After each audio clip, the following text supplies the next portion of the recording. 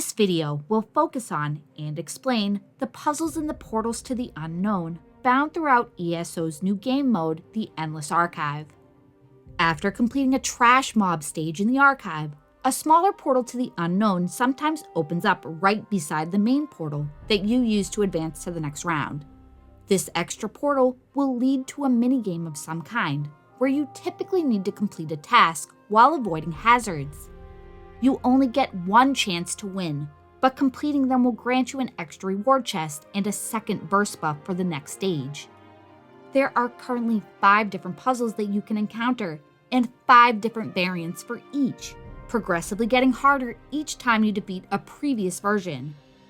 When you complete all 5 variants of a puzzle, you unlock an achievement and a permanent upgrade that you can purchase from Filer to Zers. So what do you need to do to advance each of them? The first game is Treacherous Crossing. In this minigame, you'll need to hit the switches to clear those icky ink puddles from the hallway, and then run across the room to hit that final switch. Stepping in a puddle will not kill you, but it will put you back at the beginning of the room. This puzzle is easier with 2 people, since one can walk across the room and the other can hit the switches. But you'll have less time to get across the room than a solo player would. You can figure out the right order to the switches to make it easier to cross. As a solo player, I found that I had enough time to just hit all of the switches as quickly as possible and run across the room with efficient speed.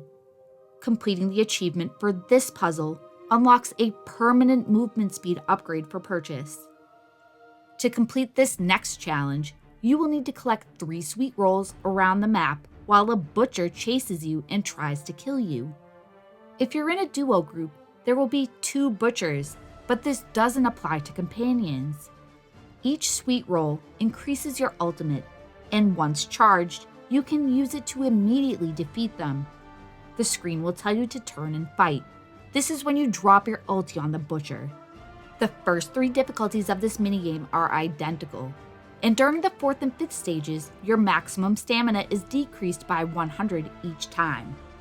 During this one, make use of the environment to keep distance between you and the butcher.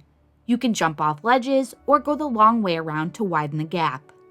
Completing this puzzle will unlock the ability to select from 3 verses permanently. Up next is the Filer's Wing. Upon entering this minigame, Filer Core will turn you into a watchling, and you will have to navigate a maze of booknados and abyssal tendrils to find and kill tome shells. Once you're transformed, your skill bar will change. You can use your second skill to see the tome shells through walls. And when you have found one, press your first ability to attack it. You have a limited amount of health and will be unable to heal if you are damaged. You'll initially only need 1 tome shell, but this will increase to 4 in the final stage, so make good use of those skills. Not only will you need to avoid the traps, but there are also some enemies running around in the later rounds that can kill you pretty quickly. And if you lose all your health, the challenge is failed. There is no time limit, so don't rush. If you play this minigame with a friend, you should travel the room together. You can revive each other with synergies, so solo players are at a disadvantage in this game, but duo groups will need to get double the amount of tome shells to win. Completing the Filer's Wing will give you a 3rd vision choice permanently. This is the worst minigame of them all in my opinion. Be warned that if you end up in the same situation as me, with all games and quests completed besides one, that one game will be the only game that shows up in the unknown portal until level 5 is completed. Now let's look at the Echoing Den. During this minigame, you need to bring all the glowing souls into the center of the room before the timer runs out. If you move too fast, the lights will stop following you, but if you move too slow, you might run out of time. On stage 1, you only need to return 1 ghost light, but in the later stages, you need to return 6 of them. This is seemingly less challenging on controller. With a joystick, you can nudge your way around the room to get all of the ghost lights and walk them to the middle. On PC, it is recommended you walk backwards or block walk to maintain a slow enough speed. This is the only minigame that doesn't change between solo and duo groups. The permanent upgrade for this challenge will give you a boost to the strength of your selected verses. And lastly, the Theater of War, which requires you to fight an Arcanist. In the early phases, the fight is very straightforward, but as you level up the encounter, she will add more mechanics to the fight. It becomes very similar to the Arcanist world boss in Necrom. Interrupt her when you need to, and avoid the tentacles and AoEs that spawn at your feet. In later phases, you'll see a crystal or two in the room. When they're glowing, they're actively shooting projectiles at you with ramping damage. Watch for the little green light that shoots out of her hand and awakens the crystals. When this happens, focus on the crystal to destroy it. With 2 players, you will get double the amount of tentacle spawns. This minigame unlocks a permanent upgrade to your vision strength. If you fail any of these minigames, you are ported to the next stage, but you don't lose a life for failing, so it is worth trying it out. When you complete the final level in all of the puzzles, you will only encounter level 5 puzzles from then on when solo. But when you're in a group, the level of the puzzles is based on the player with the lowest level completed. In addition to the 5 different puzzles, there are 2 quests that you can pick up randomly in the portals, and completing them will unlock a permanent, one-time upgrade to increase your thread count. Like other upgrades, it's found at Filer to Zers, and is called Destozuno's safety net.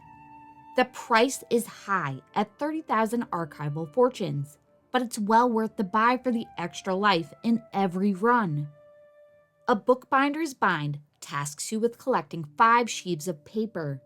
Once you've collected all of the pages and are tasked with returning to Destozuno, a portal to the unknown will open at the end of that stage and take you back to see her. After you have helped her find the book's pages, she will need further assistance, sending you to find and open 7 lockboxes in the quest, Restoring the Resurrected. Like the first quest, these lockboxes are randomly spawned during a trash mob stage, and there's RNG involved on how quickly you'll find them. And again, when you grab the last one, a portal to the unknown will open and you can talk to Destozuno to unlock the Word Waltzer achievement. With that done, you're free to buy your safety net. If you're in the middle of an active run when you make the buy, the extra thread won't appear until your next run. And if both you and your duo partner have the upgrade when the run starts, the team gets 2 extra threads, equaling out to 5.